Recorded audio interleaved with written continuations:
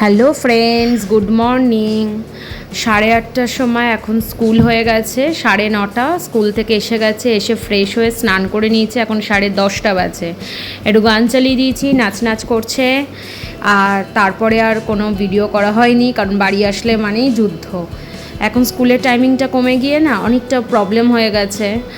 তো কারণ summer vacation ওদের পড়েনি, ওদের 1 ঘন্টা করে ক্লাস হয়। যেহেতু ওরা অনেক ছোট, স্কুলের রেগুলারিটিটা ওর বন্ধ হয়ে গেলে তাহলে খুব প্রবলেম হবে, সেই জন্য। আর এই যে এটা দুপুরের লাঞ্চ, খুব সুন্দর পুঁইশাকটা হয়েছে। মাছের মাথা দিয়ে পুঁইশাক কারা কারা খেতে পছন্দ করো, আমাদের বাড়িতে এটা প্রায়ই হয়। আর আগের দিনে এটা আলু পোস্ত ছিল, সেটা দিয়েও খাচ্ছি।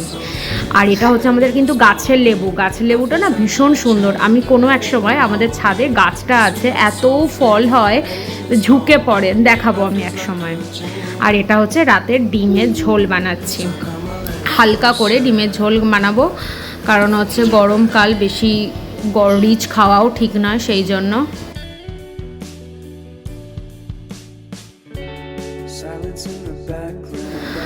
তারপরে আর কোনো ভিডিও করা হয়নি। এটা সকালের ভিডিও, নেক্সট মর্নিংয়ের ভিডিও।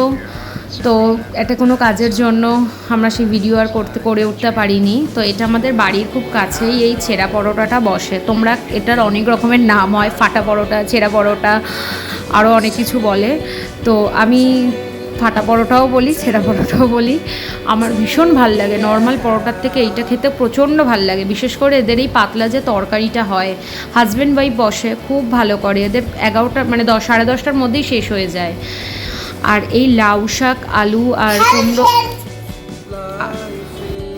লাউ শাক, আলু আর কুমড়ো দিয়ে এই জাস্ট নর্মালভাবে তো এটা হয় একটা তরকারি, চচ্চড়ি টাইপের, খুব ভালো টেস্টি হয়। গরমকালে এটা খাওয়া খুব ভালো। এর মধ্যে পোস্ত বাটাই শুধু পড়ে, আর কিছুই পড়ে না। আমি রেসিপিটা আলাদা করে শেয়ার করে দেবো। তো এটা গরমকালে খাওয়া প্রচণ্ড ভালো। এই রান্নাটা আমি শাশুড়ির থেকে শিখেছি, সত্যি খুব ভালো খেতে। গরমকালে পেট ঠান্ডাও করে, আমি বাচ্চাদেরও দিতে পারো এটা।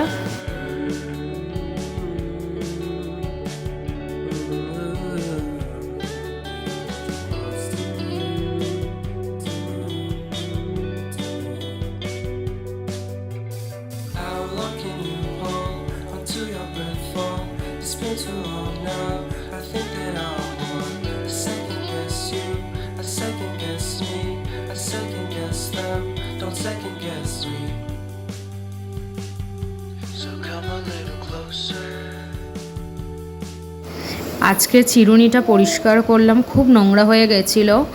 তো জায়গায় রেখে দিই।